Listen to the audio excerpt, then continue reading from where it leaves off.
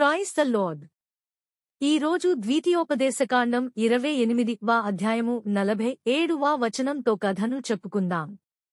ద్వితీయోపదేశకాండం 28:47. మీకు సమృద్ధిగా ఉన్నప్పుడు మీరు సంతోషంగా, హృదయపూర్వకంగా మీ దేవుడైన యెహోవాను ఆరాధించలేదు. ఒక రాజు రేహోబు కథను విందాం. జాపీర్ రాజ్యంలో రేహోబు అనే ఒక రాజు ఉండేవాడు. అతడు జ్ఞానంతో, బలంతో దేశాన్ని నడిపించేవాడు. అతని పరిపాలనలో దేశం బాగా వృద్ధి చెందింది. పంటలు గొప్పగా పండేవి, నదులు తేజంగా ప్రవహించేవి, ప్రజలు సుఖసంతోషాలతో జీవించేవారు. యెహోవా ఆశీర్వాదం రాజ్యంలో మెండుగా ఉండేవి. కాని కాలం మారేకొద్దీ రాజు మరియు ప్రజలు నిర్లక్ష్యంగా మారిపోయారు. రాజు ఒకప్పుడు దేవునికి ఆజ్ఞాపాలన చేసేవాడు, ఇప్పుడు అహంకారంతో జీవించసాగారు. అతడు విలాస జీవితంలో మునిగిపోయి దేవుని మర్చిపోయాడు. ప్రజలు కూడా రాజును అనుసరించి ఆరాధనలు వదిలేశారు. దేవాలయం ఎప్పుడూ ఖాళీగా ఉండేవి, ప్రార్థనలు తక్కువైపోయాయి. కాని తాము సంపాదించిన సంపదను ఉత్సాహంగా ఆనందించేవారు. ఒకరోజు ఎజ్రా అనే ఒక ప్రవక్త రాజు రేహోబు రాజ్యంలోకి వచ్చారు. ప్రవక్త రాజు ముందు నిలబడి ఇలా అన్నాడు: రాజా రీహోబు, నీ హృదయాన్ని యెహోవా చూచుచున్నాడు. నీవు అవసరంలో ఉన్నప్పుడు ఆయనను ఆరాధించావు, ఆయన నీకు సమృద్ధిని అనుగ్రహించాడు. కాని నీవు నీ దేశం వృద్ధి చెందినాక దేవుని మర్చిపోయావు. నీ ప్రజలు నిన్ను చూసి దేవుని ప్రార్థన చేయటం మానివేశారు. నీవు దేవుని ఆరాధించకపోతే నష్టపోతావు అని అన్నాడు.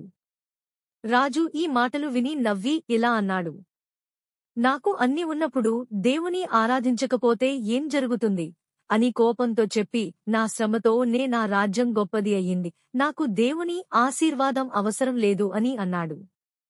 అప్పుడు ఎజ్రా ప్రవక్త తల ఊపుతూ ఇలా అన్నాడు: రాజా, నీ అంతమొచ్చింది. నీ ప్రజలు దేవుణ్ణి మరచినందుకు ఆయన కోపించుకున్నాడు. త్వరలోనే నీ రాజ్యం కూలిపోతుంది. ఎందుకంటే నీవు నిన్ను దీవించిన దేవుని ఆరాధించలేదు, కృతజ్ఞత చెప్పలేదు అని చెప్పి అక్కడ నుంచి వెళ్లిపోయాడు. రాజు ఏమాత్రమూ పట్టించుకోకుండా అలాగానే దేవుని ఆరాధించకుండా తన సంపదతో ఆనందిస్తూ తన ప్రజలు కూడా అలాగే చేస్తూ ఉండటంతో దేవుడు కోపించి కొన్ని రోజులకు రాజ్యంలో అనర్థాలు మొదలయ్యాయి. ముందు పండ్లతో నిండిన పొలాలు ఇప్పుడు పొడిబారిపోయాయి. నదుల నీరు అడుగంటిపోయింది. వర్షాలు రావడం మానేశాయి. ప్రజలు ఆకలితో విలవిలలాడసాగారు. రాజు చేసిన తప్పుడు నిర్ణయాల వలన వ్యాపారం పడిపోయింది, దానితో ధనం తగ్గిపోయింది. అయినప్పటికీ దేవుని రాజు కాని తన ప్రజలు కాని పట్టించుకోలేదు. ఒకరోజు అనుకోకుండా ఒక రాత్రి శత్రువుల రాజు నెబూజార్ తన సైన్యంతో రాజ్యాన్ని ముట్టడించాడు. రెహోబ్ గర్వంతో నేను ఎవ్వరినీ భయపడను అని అన్నాడు. కాని అతని సైన్యం బలహీనంగా ఉండుటవలన దేవుని ఆశీర్వాదం లేకపోవడంతో రాజ్యం రక్షించబడలేదు. శత్రువులు రాజధానిని జయించి రాజభవనాన్ని తగలబెట్టారు. సైనికులు యుద్ధంలో చనిపోయారు. రాజు ఏమి చేయలేక తప్పించుకుని అడవుల్లోకి పారిపోయాడు. దానితో రోజంతా వెదికినా ఆహారం దొరికేది కాదు. ఇప్పుడు కేవలం అడవిలో ఉండే చిరు తిండి కోసం వెతుక్కునే స్థితికి వచ్చాడు. గొప్ప రాజ్యాన్ని పాలించిన రాజు ఇప్పుడు ఒక సామాన్య మనిషిలా అవమానంగా జీవించసాగాడు. ఒకరోజు ఆకలితో అలమటిస్తున్నప్పుడు అతడు తన భవిష్యత్తు గురించి ఆలోచించాడు.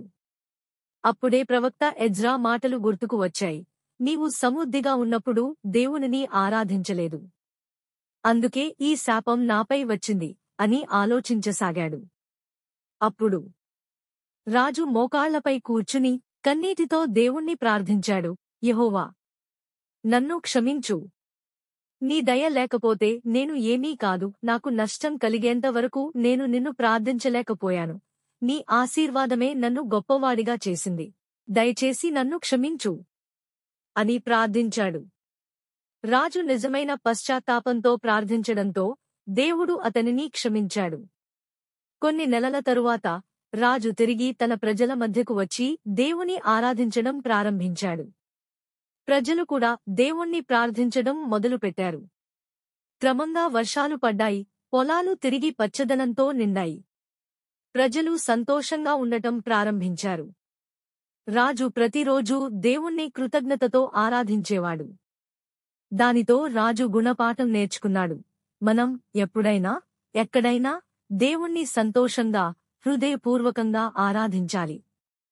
కష్ట సమయంలో దేవుని ప్రార్థించటమే కాకుండా మనం రోజూ దేవుని ఆరాధించాలి, దేవుని సమయం దేవునికి కేటాయించాలి అని రాజు తన ప్రజలకు చెప్పాడు.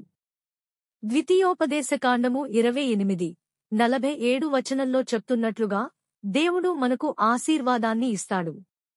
కాని మనం ఆయనకు కృతజ్ఞత చెప్పకుండా అహంకారంతో జీవిస్తే మనం ఇచ్చిన వరాలు కోల్పోతాం. ఈ రోజు మనకు అన్నీ సమృద్ధిగా ఉన్నప్పుడు కూడా దేవుణ్ణి సంతోషంతో ఆరాధిద్దాం. Thanks for watching.